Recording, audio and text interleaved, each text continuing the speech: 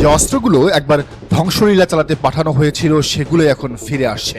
তবে এবার তারা একা নয়, তারা সাথে নিয়ে আসছে মৃত্যুর নতুন নকশা। যুক্তরাষ্ট্র এবং ইসরায়েলের যৌথ হামলা ঠেকাতে ইরান এখন একা নয়। রাতের আধারে নিঃশব্দে রাশিয়া তাদের হাতে তুলে দিয়েছে এক ভয়ঙ্কর উপহার, ড্রোনের একটি বিশাল চালান। স্মরণ করুন ইউক্রেন যুদ্ধের শুরুর দিনগুলোর কথা। তেহরান তাদের নিজস্ব শাহেদ ড্রোন পাঠিয়েছিল মস্কোকে সাহায্য করতে, কিন্তু এখন সেই মৃত্যু দূতগুলোই যেন ঋণ শোধ করতে ফিরে এসেছে। যুক্তরাষ্ট্র ও ইউরোপীয় কর্মকর্তাদের তথ্য অনুযায়ী এই ড্রোনগুলো আর আগের মতো নেই। এগুলো এখন আরো বুদ্ধিমান, আরো নিখুঁত এবং আরো ভয়ঙ্কর। গত 28শে ফেব্রুয়ারি দিনটি হয়তো অনেকেই ভুলে গেছেন, কিন্তু মধ্যপ্রাচ্যের আকাশ সেই রাতের কথা ভোলেনি। যুক্তরাষ্ট্র এবং ইসরায়েলি হামলার পর ইরান যেন অন্ধকারের বুক চিরে এক যান্ত্রিক প্লাবন নামিয়ে আনে। এক মাসেরও বেশি সময় ধরে ইসরায়েল, উপসাগরীয় প্রতিবেশী দেশ এবং মধ্যপ্রাচ্য জুড়ে থাকা মার্কিন ঘাঁটিগুলোতে যেন বৃষ্টির মতো ঝরে পড়ছে ড্রোন। ইরানের নিজস্ব শাহেদ ড্রোনের কোনো অভাব নেই। তাহলে কেন রাশিয়ার কাছ থেকে এই চালান?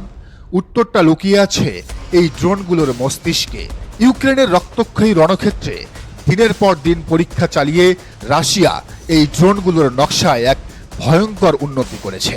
এতে যুক্ত হয়েছে উন্নত নেভিগেশন ক্ষমতা। সহজ ভাষায় বলতে গেলে এই ড্রোনগুলো এখন আর কেবল উড়ে গিয়ে আঘাত করে না, এরা অন্ধকারে গিয়ে শিকার করতে পারে। এরা লক্ষ্যবস্তুকে চিনতে পারে, রাডার ফাঁকি দিতে পারে। এগুলো যেন এখন এক একটি যান্ত্রিক পিশাচ, যাদের একমাত্র লক্ষ্য ধ্বংস, ধ্বংস, ধ্বংস। গোয়েন্দারাও যেন অন্ধকারে হাতড়াচ্ছেন।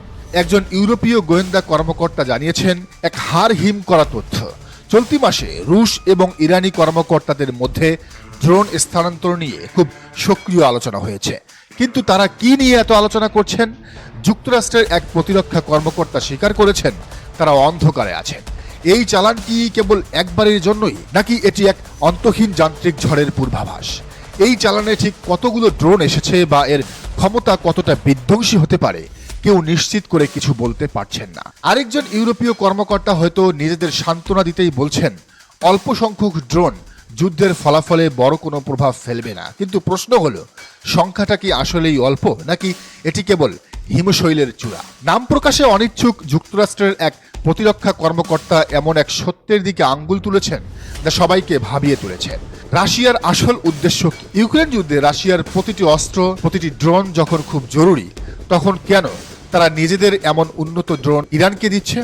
যে অস্ত্রগুলো মস্কো ইউক্রেনে ব্যবহার করতে পারত, সেগুলো কেন মধ্যপ্রাচ্যের আকাশে পাঠানো হচ্ছে? এর পেছনে কি আরো বড় কোনো ভূরাজনৈতিক দাবার চাল রয়েছে, নাকি এটি এমন কোনো ধ্বংসযজ্ঞের প্রস্তুতি যার আজ কেউ করতে পারছে না? হয়তো এই উত্তরগুলো পাওয়ার আগেই রাতের আকাশ আবারও লাল হয়ে উঠবে। আমরা নজর রাখছি সেই অন্ধকারের দিকে। প্রিয় দর্শক, অবশ্যই চ্যানেলটি সাবস্ক্রাইব করে রাখুন।